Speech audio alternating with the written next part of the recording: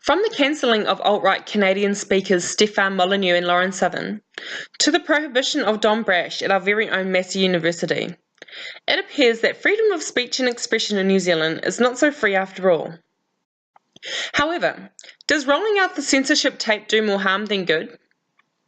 Should the public not be able to make up their own minds about who they listen to and what opinions influence their thoughts?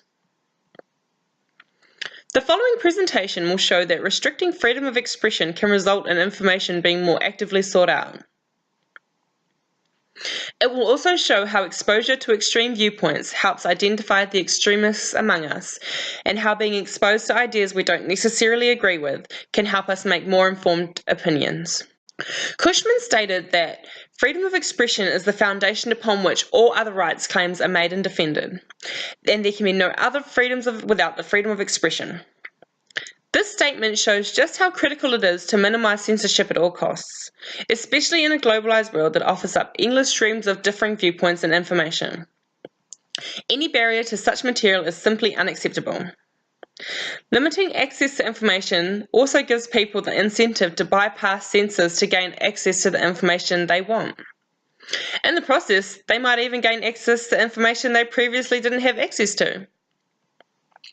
A recent study by Hobbs and Roberts showed exactly this when Chinese citizens evaded censors and continued accessing Instagram when the Chinese government had blocked the popular site.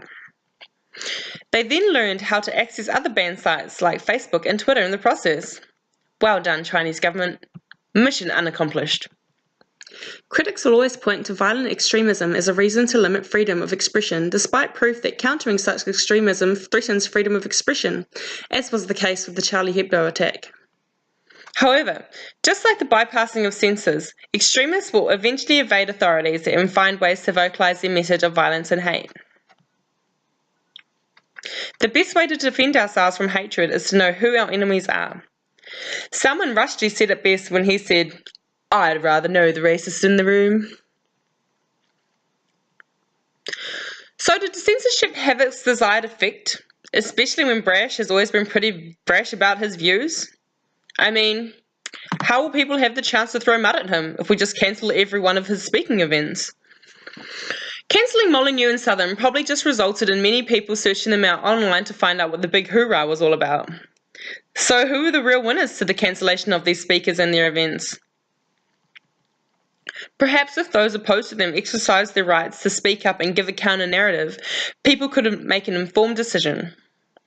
After all, Ceci and William summed it up best when they said, "It is a terrible and dangerous arrogance to believe that you alone are right." So even though there are pitfalls of free speech, like people ranting their uncensored hatred to anyone who will listen, the fact remains. Freedom of expression and speech should be protected at all costs.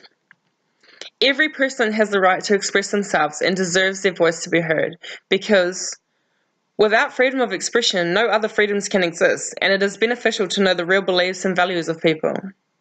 Perhaps, if everyone shared their views freely, then constructive dialogue could happen and people could make up their own informed minds. And as this presentation has shown, no matter how many restrictions are put in place, the people will always find a way to get what they